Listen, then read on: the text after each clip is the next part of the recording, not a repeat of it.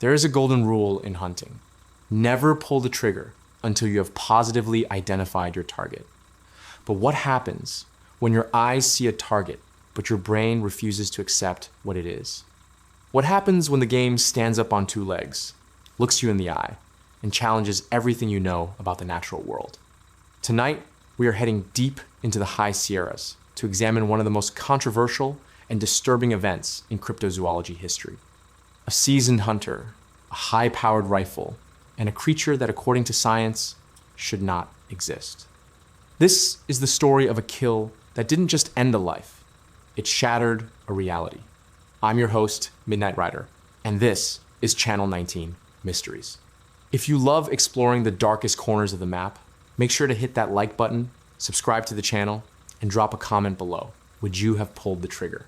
Now, let's get into tonight's story.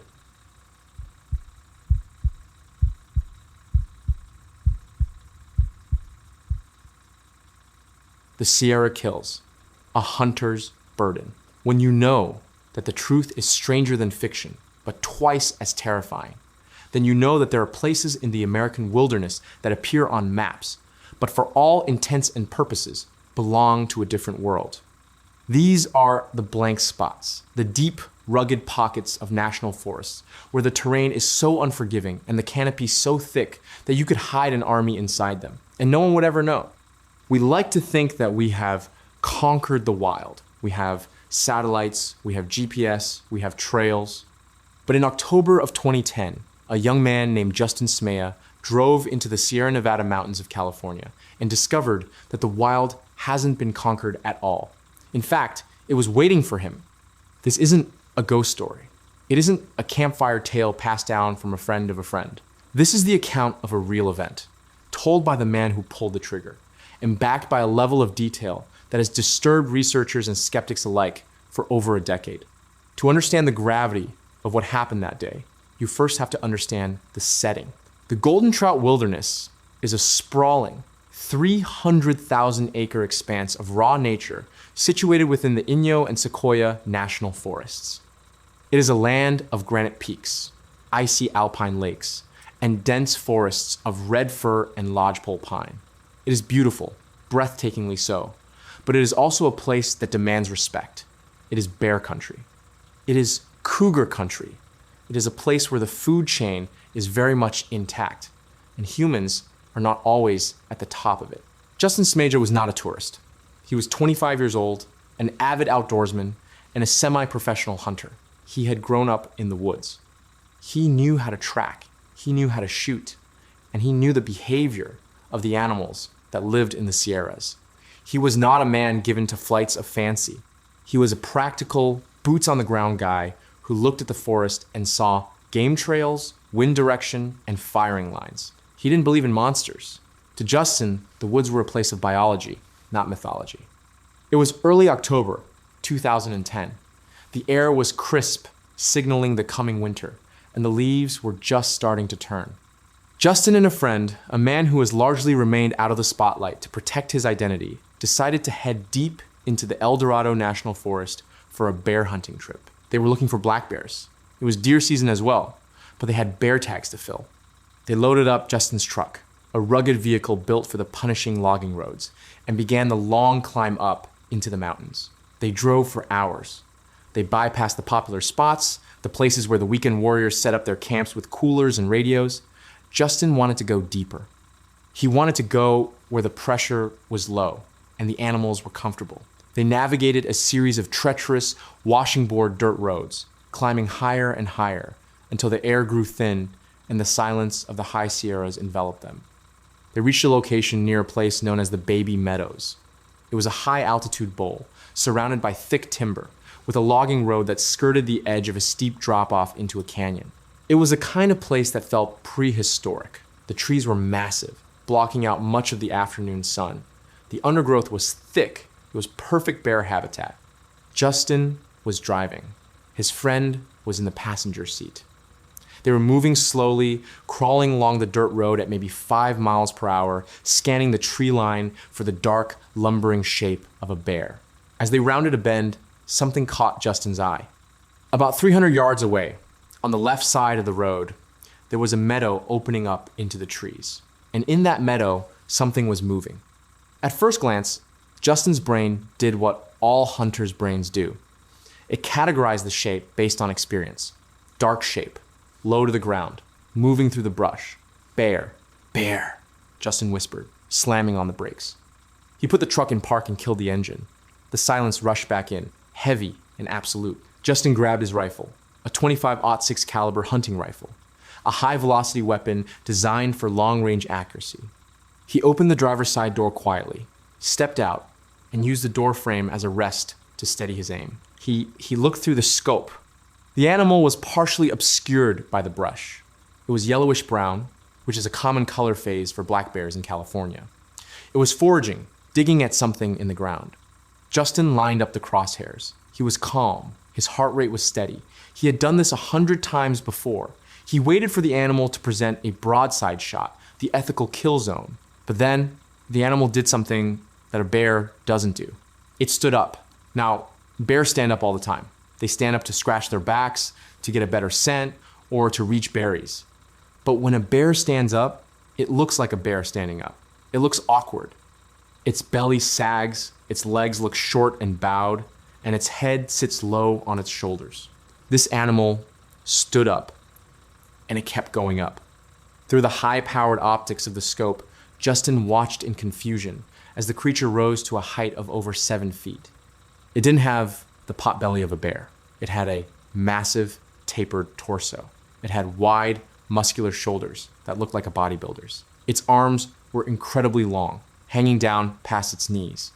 And its legs were straight and powerful, not bowed like a bear's. But it was the texture that confused him. It wasn't the thick, shaggy fur of a bear. It was hair. It looked like the hair of a distinct animal, matted and slightly unkempt, but uniform. And then the creature turned its head. It looked directly at the truck. Justin Smeja was looking through a scope that magnified the image, bringing him face to face with something that shouldn't exist. It didn't have a snout. It had a flat face. It had a brow ridge that hung over deep-set eyes.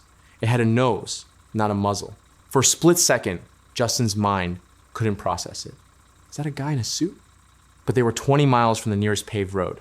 There was no car, no camp, and the way this thing moved, the fluid ripple of muscle under the skin, it was impossible to fake. The creature stared at them. It didn't look scared. It looked annoyed. It had a look of intelligence that chilled Justin to the bone. In that moment, fear took over. You have to understand the psychology of a hunter in this situation. You are holding a weapon. You are the apex predator. But suddenly, you are looking at something that challenges that hierarchy.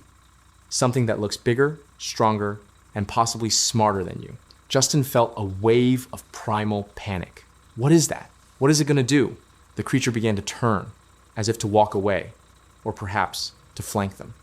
Justin made a split-second decision, a decision he would regret for the rest of his life. He didn't lower the rifle. He tightened his finger on the trigger. Crack. The report of the .25-06 shattered the silence of the canyon. The bullet struck the creature in the chest area. A bear, when hit with a high-velocity round, usually reacts instantly. It spins, it roars, it bites at the wound. This creature didn't do that. It absorbed the energy of the bullet with a shocking stoicism. It stumbled back, its hand going to its chest, almost like a human checking a wound. Then, chaos erupted. From the brush near the large creature, 2 smaller figures darted out. Justin's adrenaline was redlining. He saw movement. He saw shapes running. His friend in the passenger seat was yelling, "What is it? What did you shoot?" Justin didn't answer. He cycled the bolt of his rifle. One of the smaller figures, a creature maybe 3 or 4 feet tall, ran across the opening. In the heat of the moment, operating on pure instinct and fear, Justin tracked it. He fired again. Crack. The smaller creature went down instantly. The large creature, the 7-footer, was still standing. It looked at Justin. It didn't roar. It didn't charge. It just looked at him with an expression of profound confusion and pain. Then it turned and began to sprint. But it didn't run on all fours. It ran on 2 legs, with a stride that ate up the ground, crashing through the dense timber like a bulldozer. Within seconds, it was gone. vanishing into the deep shadows of the canyon. Silence returned to the baby Meadows. But it was a different kind of silence now. It was heavy. It was suffocating. Justin stood by the truck, smoke drifting from the barrel of his rifle. His ears were ringing. His heart was hammering against his ribs like a trapped bird. His friend looked at him, pale and wide-eyed. "Justin, what did we just shoot?" Justin lowered the rifle. He didn't want to say it. He didn't want to admit what his eyes had seen. "I don't know," he whispered. "I don't know." They stood there for what felt like an eternity, scanning the tree line, waiting for the massive creature to come charging back out for revenge. But nothing moved. "We have to check," Justin said. "We have to see." This is the code of the hunter. If you pull the trigger, you have a responsibility to follow up. You don't leave an animal to suffer, and you need to know what you killed. They walked slowly across the meadow. The grass was tall, waist-high in places. They moved toward the spot where the smaller creature had fallen. Every step was a battle against the urge to turn and run. The woods felt like they were watching. They reached the spot. Lying in the grass, half hidden by the brush, was the body of the smaller creature. Justin Smeja looked down, and his world fell apart. It wasn't a bear cub. It wasn't a monkey. It lay on its back. It was covered in beige-colored hair, but the skin underneath was pale. It had fingers, 5 distinct fingers with fingernails, not claws. It had feet with 5 toes, but it was the face that haunted him. It looked terrifyingly human. It had a flat nose, thin lips, and eyes that were now staring blankly up at the canopy. Justin knelt down. He used the barrel of his rifle to nudge the arm. It was heavy, solid muscle, and bone. "Oh my God," his friend whispered. "Is that a kid?" Panic set in. Did I just shoot a child? A feral child? But no human child is covered in fur like that. No human child has the proportions this thing had. The arms were too long. The build was too dense. This was a juvenile of whatever the massive thing was. A young Bigfoot, a Sasquatch, a wood ape, whatever you want to call it. Justin stood there, staring at the body of a creature that science said didn't exist. He had just killed it. A million thoughts raced through his mind. If I bring this in, I'm going to jail. I shot something I can't identify. People will think I murdered a mutant kid. The government will take me away. But then a darker thought. Where's the mother? The 7-footer he had shot first. It was wounded. It was big. And it was likely nearby. The woods suddenly felt very, very small. "We have to go," Justin said. "We have to go right now." What happened next is the source of much controversy and speculation in the cryptozoology community. Justin and his friend made a decision born of panic. They didn't take the body. They didn't take photos. In 2010, not everyone had a high-quality smartphone in their pocket. And in the chaos, documenting the scene was the last thing on their minds. They just wanted to survive. They ran back to the truck. They threw their gear in. They jumped into the cab and locked the doors. Justin fumbled with the keys, his hands shaking so badly he could barely find the ignition. Finally, the engine roared to life. He threw the truck into reverse, spun it around, and tore down the logging road. They drove faster than was safe, bouncing over ruts and rocks, risking a blowout, desperate to put miles between them and the baby Meadows. They didn't speak for a long time. They just watched the rearview mirror, half expecting to see a monster running behind the truck. When they finally reached the paved road, the adrenaline began to fade, replaced by a crushing weight of guilt and confusion. Justin Smeja returned home, but he didn't return the same man. For weeks, he couldn't sleep. Every time he closed his eyes, he saw the face of the creature in the grass. He saw the way the large one had held its chest. He replayed the sound of the gunshot. He was a hunter who prided himself on ethical kills, on respecting nature, and he had just killed something that looked human. He tried to keep it a secret. But secrets like that are like poison. They rot you from the inside out. Eventually, Justin broke. He started reaching out to researchers.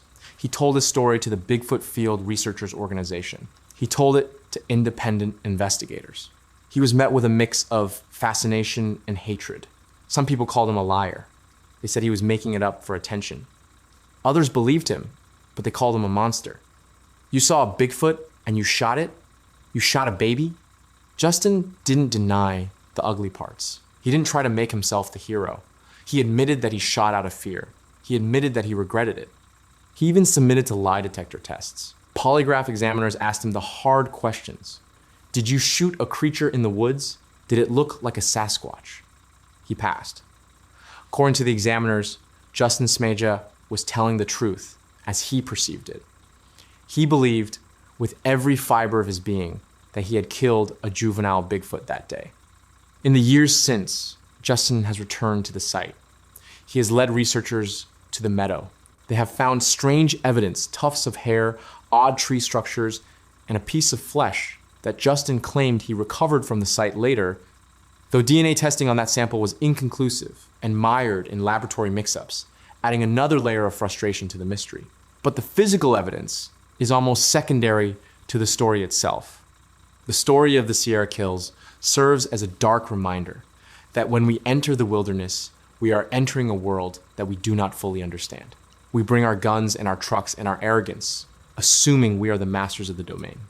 But sometimes, looking through the scope of a rifle, we might see something that looks back, something that blurs the line between man and beast. And if you are like Justin Smeja, you might find that the scariest part of the encounter isn't the monster you see in the woods. It's the memory of the monster you left behind in the tall grass, staring up at the sky with eyes that looked a little too much like your own. So, the next time you are hiking in the high Sierras and you see a shadow moving in a meadow, maybe don't raise your rifle. Just turn around, walk away, and be thankful that you didn't see what Justin Smeja saw.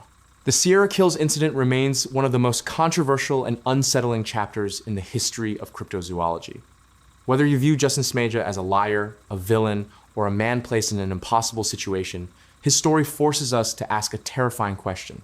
What exactly are we sharing the wilderness with? I want to know where you stand. Do you believe Justin's account? And if you were the one looking through that scope at something that defied all logic, would you have pulled the trigger? Let me know in the comments below. If you enjoyed this journey into the unknown, please hit that like button and subscribe to Channel 19 Mysteries. It helps us keep the lights on and the investigation going. And remember, the deep woods aren't the only place hiding secrets. If you have a story, a creepy encounter, or something you can't explain, I want to hear it. Send your accounts to mycreepyencounter@gmail.com. Until next time, keep your eyes on the tree line. I'm your host, Midnight Rider. Stay safe out there.